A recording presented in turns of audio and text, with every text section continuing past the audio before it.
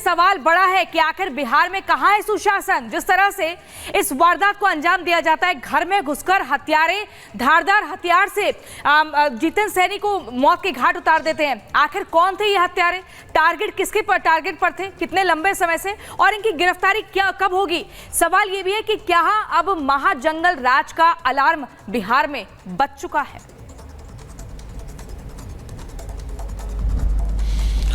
देखिए, सनसनीखेज हत्या कांड हुई है ये, और जिस तरीके से जितेंद्र सहनी की हत्या हुई है, इससे पता चलता है कि बिहार में कानून व्यवस्था की स्थिति जो है वो चरमरा चुकी है, जो कि तेजस्वी यादव लगातार सवाल उठाते रहे हैं। कई दिनों से सोशल मीडिया पर अपना स्टेटमेंट जारी कर या वीडियो जारी कर कि आज इन जगहों पर हत्याएं हुई, लूट की घटनाएं हुई, मौत की घटनाएं हुई। तो ये जितेंद्र सहनी की घटना जो है कोई आम घटना नहीं है, क्योंकि वो मुकेश सहनी जो वीआईपी पार्टी के लीडर हैं, अध्यक्ष हैं, उनके पिता हैं।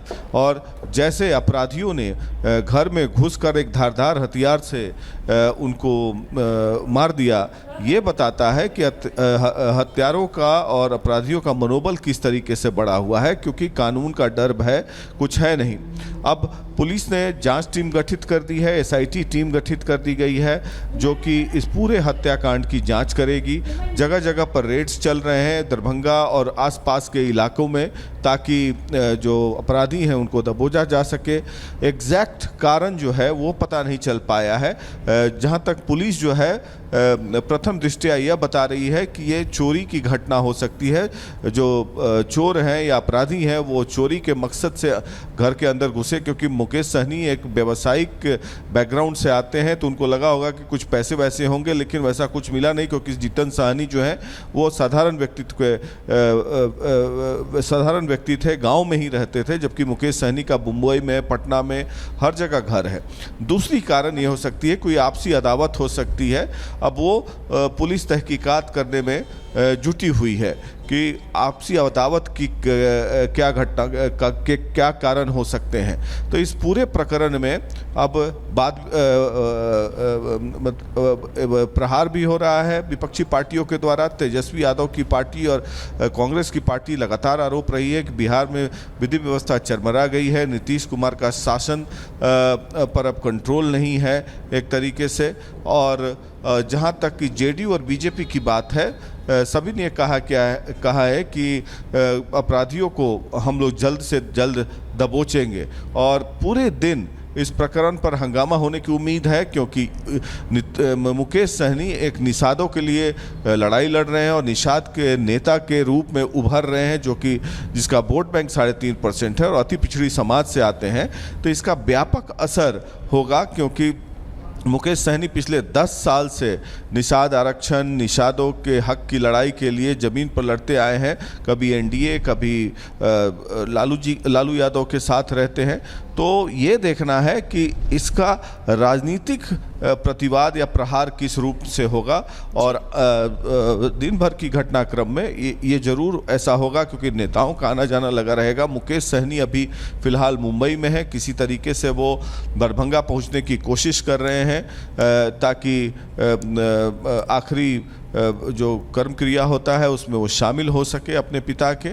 और पुलिस जो है पूरे मामले की तहकीकात कर रही है हर बिंदु पे। बिल्कुल जी, बिल्कुल प्रकाश जी। देखिए, लगातार इस पूरे मामले को लेकर जांच पड़ताल हो रही है। जैसे कि आप बता रहे हैं कि दिन भर में वार पलटवार का सिलसिला तेज होते हुए नजर आएगा। लौटेंगे आपके पास और अपडेट्स के लिए। देखिए, इस हत्याकांड को लेकर अब सियासी प्रतिक्रियाएं भी लगातार सामने आ रही है। आरजेडी प्रवक्ता शक्ति यादव और केंद्रीय मंत्री गिरिराज सिंह आखिर क्या कुछ कह रहे हैं इस हत्याकांड को लेकर, आपको सुनवाते हैं। देखिए, पिता की निर्मम हत्या की खबर ने पूरे बिहार को दहला दिया है। हर व्यक्ति चिंतित है कि आखिर बिहार में हो क्या रहा है। कोई ऐसा दिन नहीं है जहां हत्या की खबर नहीं आती है। शासन पूरी तरह से पंगु हो चुका है। माइंडलेस गवर्नमेंट है बिहार के अंदर में। शासक अचेत अवस्था में है।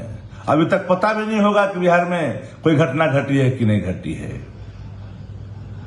कोई नेता सुरक्षित भी नहीं। जदयू भाजपा के नेता भी दिन दहाड़े मारे जा रहे हैं। गोलियों के ततराहट से प्रतिदिन बिहार का कोना कोना थर्राता है। जब निकलता है सुबह घर से शाम को, जब तो सुरक्षित नहीं लौटता, लगता है परिजनों को कि मेरा परिवार सुरक्षित लौटेगा कि नहीं। कोलैप्स हो चुका है सिस्टम। पूरी तरह से बिहार भगवान भरोसे चल रहा है। मुकेश सहनी बिहार के एक राजनीतिक नेता हैं। अगर उनके पिता की हत्या हुई है, ये मैं दुख जताता हूं और इतना जरूर कहूंगा कि अपराधी बच नहीं पाएगा और राज्य सरकार इसके प्रति गंभीर है, जैसा कि मुझे बताया गया है।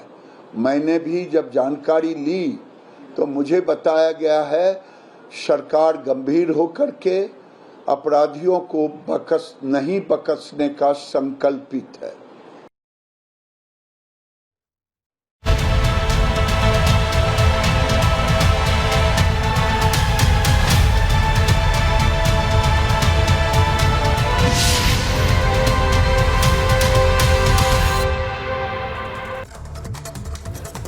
तो चलिए इसी बीच अगली खबर आपको बता दें, देश मांगे बदला और स्ट्राइक ही इलाज। ऐसा हम इसलिए कह रहे हैं क्योंकि जम्मू कश्मीर के डोडा में जो सुरक्षा कर्मियों और आतंकियों के बीच मुठभेड़ हुई थी, उसमें हमारे जवानों की शहादत को लेकर भी जानकारी मिली, जिस पर लगातार दुख व्यक्त किया जा रहा है और बदले की मांग की जा रही है। आपको बता दें, रक्षा मंत्री राजनाथ सिंह ने इसी के चलते सेना प्रमुख से फोन पर बात भी की है। रक्षा मंत्री ने डोडा एनकाउंटर की जानकारी ली है। ये बड़ी खबर आपको बता रहे हैं। आतंकियों को आखिर कौन शह दे रहा है? देश 5 शहीदों की शहादत का बदला मांग रहा है। ये बड़ी खबर आपको बता दें, रक्षा मंत्री राजनाथ सिंह ने सेना प्रमुख से बात की है, बातचीत कर पूरी स्थिति को जाना है, वो जानकारी ली है। लेकिन आगे अगली अब क्या स्ट्रैटेजी रहेगी, कैसे इन आतंकियों को ढेर करना है जो छुपे हुए हैं, सेना के ठिकाने पर कभी हमला करते हैं, कभी डोडा में फिर एनकाउंटर होता है। ये हम आपको 11 जून और 9 जुलाई की बता रहे हैं। फिर 12 जून की अगर यहाँ पर बात करें तो देखिए, पहले 11 जून में सेना के ठिकाने पर हमला हुआ, पुलिस टीम पर हमला हुआ, 3 आतंकी ढेर हुए। और फिर अब आज जो खबर है वो डोडा से आई है, जहां पर 5 जवानों की शहादत की जानकारी। 15 जुलाई को भी ये देखिए हमला होता है और आतंकियों से एनकाउंटर में यहां पर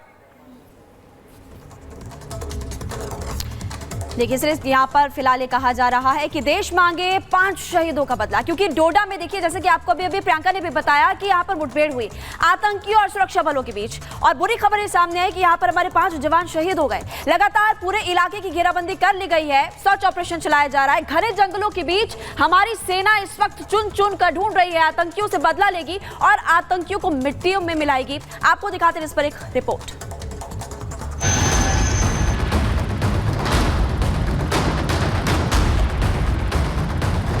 जम्मू कश्मीर के डोडा में नापाक साजिश पर करारा प्रहार जारी है। आतंकियों को मिट्टी में मिलाने का काम हो रहा है।